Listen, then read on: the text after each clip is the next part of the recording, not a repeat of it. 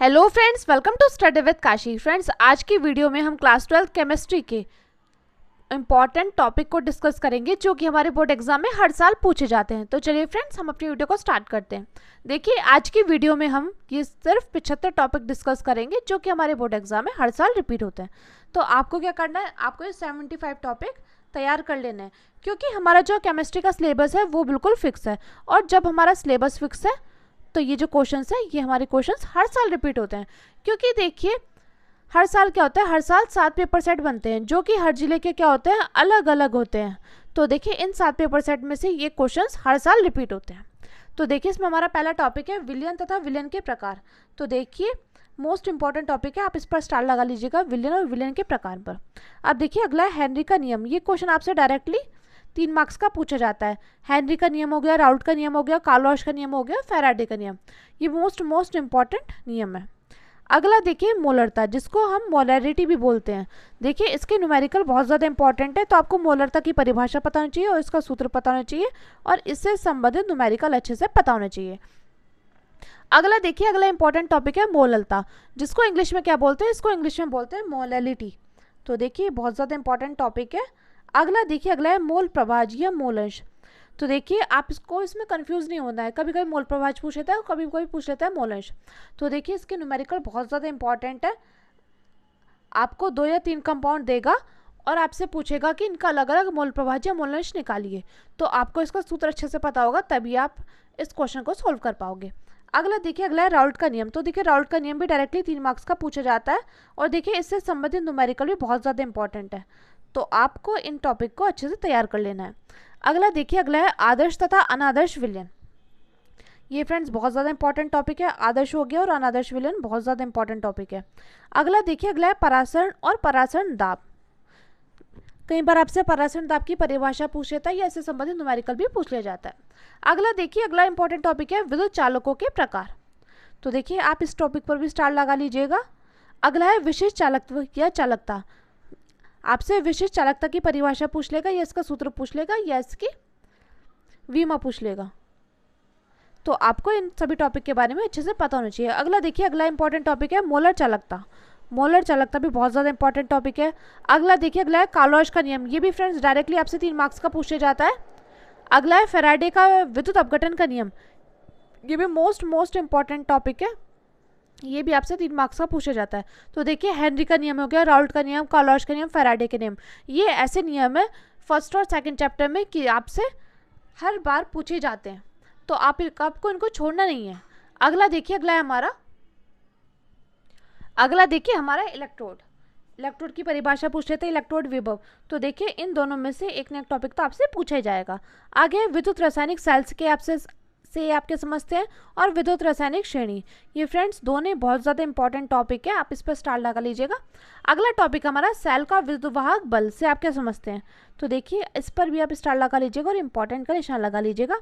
अगला है अभिक्रिया का दर या वेग।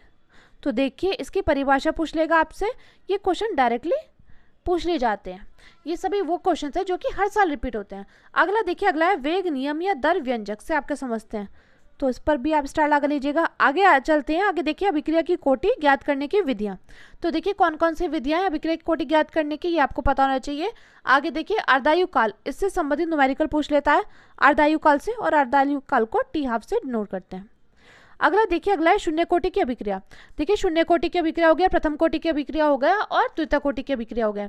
ये तीनों कोटि इतनी इंपॉर्टेंट है कि आपसे 3 से 4 मार्क्स से डायरेक्टली पूछे जाते हैं और इससे संबंधित न्यूमेरिकल भी पूछ ले जाते हैं। अगला देखिए, अगला इंपॉर्टेंट टॉपिक है अभिक्रिया की आणविकता से आप क्या समझते हैं और डी ब्लॉक के तत्व।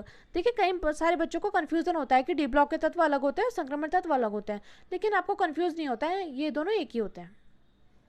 अगला हमारा लैंथेनाइड तथा एक्टिनाइड। तो देखिए, लैंथेनाइड और एक्टिनाइड श्रेणी किस में आते हैं, अवलोक के तत्व में, जिसको अंतःसंक्रमण तत्व भी बोलते हैं। अगला देखिए, अगला आ गया हमारा 5th चैप्टर उपसहसंयोजन यौगिक। तो देखिए, ये बहुत ज़्यादा इंपॉर्टेंट टॉपिक है।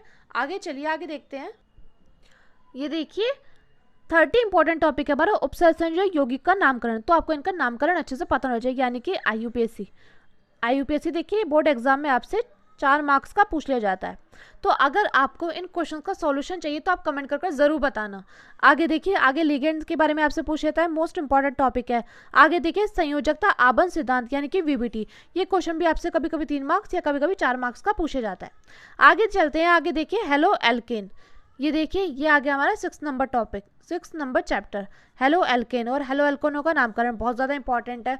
और देखिए इसमें ये जो अभिक्रिया है बहुत ज़्यादा इंपॉर्टेंट है, वुटज अभिक्रिया। वुटज अभिक्रिया एग्जाम में डायरेक्टली आपसे 2 मार्क्स या कभी कभी 3 मार्क्स से पूछी जाती है। और देखिए बोर्ड एग्जाम में पूछा जाता है क्या होता है जब, या ये कैसे प्राप्त करेंगे। तो देखिए आपको इन अभिक्रियाओं के बारे में डीपली में पता होना चाहिए, तभी आप उन क्वेश्चंस को सॉल्व कर पाएंगे, क्योंकि घुमा फिराकर हमसे यही टॉपिक पूछे जाते हैं। अगला देखिए, अगले SN1 तथा SN2 अभिक्रिया, ये फ्रेंड्स बहुत ज़्यादा इंपॉर्टेंट अभिक्रिया है। अगला आता है हेलो एरिन, हेलो एरिन पूछ लेगा, हेलो एरिनों का नामकरण पूछेगा, मोस्ट इंपॉर्टेंट टॉपिक है। आगे देखिए, आगे क्लोरोबेंजीन, क्लोरोबेंजीन हो गया, क्लोरोफ्लोरोकार्बन हो गया, अल्कोहल हो गया, ये वो टॉपिक है जो कि हर साल पूछा जाता है। अल्कोहल का नामकरण हो गया, अल्कोहल का वर्गीकरण, ये फ्रेंड्स मोस्ट इंपॉर्टेंट टॉपिक है। आगे देखिए, आगे पूछ लेगा प्राथमिक द्वितीयक व तृतीयक अल्कोहल में विभेद, यानी कि प्राथमिक अल्कोहल, द्वितीयक अल्कोहल और तृतीयक अल्कोहल में हमसे विभेद पूछ लेगा। आगे चलते हैं, आगे देखिए एथिल अल्कोहल या एथेनॉल, इसके बारे में आपको डिटेल में पता होना चाहिए, क्योंकि इनसे हमारी प्रयोगशाला विधि पूछी जाती है। आगे देखिए, आगे है हमारा, आगे देखिए फिनॉल, फिनॉल पूछ लेगा, फिनॉल का वर्गीकरण पूछेगा, आईयूपीएसी नामकरण। देखिए भाई मैंने आपको बताया 4 नंबर का पूछा जाता है। फिनॉल के नामकरण की विधियां, निर्माण की विधियां यानी कि प्रयोगशाला विधि। आगे देखिए ईथर, ईथरों का वर्गीकरण, ईथरों का नामकरण, ये वो क्वेश्चन है जो कि हर साल पूछे जाते हैं।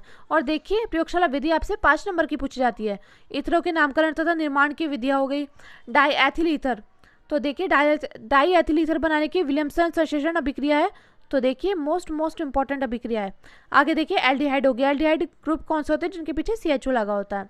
आगे देखिए एल्डिहाइड व कीटोनों का नामकरण बहुत ज़्यादा इंपॉर्टेंट है। कार्बोक्सिलिक अम्ल, हेलोजन अभिक्रिया, हेलोजन अभिक्रिया बहुत ज़्यादा इंपॉर्टेंट है।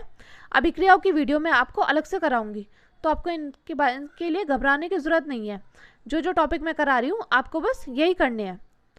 आगे देखिए कार्बोक्सिलिक अम्लों का नामकरण हो गया, वर्गीकरण हो गया, शिमट अभिक्रिया होगी, नाइट्रो यौगिक यानी कि नाइट्रोबेंजीन बनाने की प्रयोगशाला विधि, ये सभी आपको पता होने चाहिए।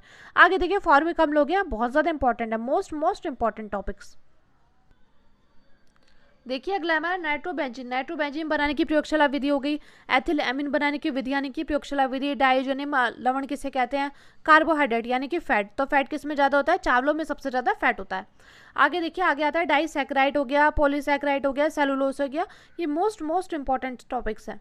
आगे देखिए एमिनो अम्ल हो गया, प्रोटीन, देखिए सबसे ज़्यादा प्रोटीन किस में होता है, तो दालों में सबसे ज़्यादा प्रोटीन होता है। ये वो क्वेश्चन है जो कि आपसे डायरेक्टली पूछे जाते हैं, तो आपको इनको छोड़ना नहीं है। आगे देखिए DNA और RNA, DNA और RNA की फुल फॉर्म पूछ लेगा या इनमें अंतर पूछ लेगा, तो आपको इनके बारे में फुल फॉर्म पता होना चाहिए और अंतर भी अच्छे से पता होना चाहिए। और देखिए DNA क्या होता है, डीऑक्सी राइबोसोम न्यूक्लिक अम्ल, और RNA होता है राइबोसोम न्यूक्लिक अम्ल। आगे देखिए एंजाइम हो गया, विटामिन हो गया, इसमें vitamin A B C D, या इनका स्रोत क्या है, इनकी कमी से कौन सा रोग होता है, ये सभी क्वेश्चन आपसे पूछे जाते हैं। आगे देखिए कार्बोहाइड्रेट, तो देखिए फ्रेंड्स ये मोस्ट 74 टॉपिक है जो कि आपके बोर्ड एग्जाम में हर साल रिपीट होते हैं, तो आपको इनको छोड़ना नहीं है, आपको इनको अच्छे से तैयार करना है। तो चलिए फ्रेंड्स आज की वीडियो में बस इतना ही, मिलते हैं नेक्स्ट वीडियो में। Thank you, thanks for watching.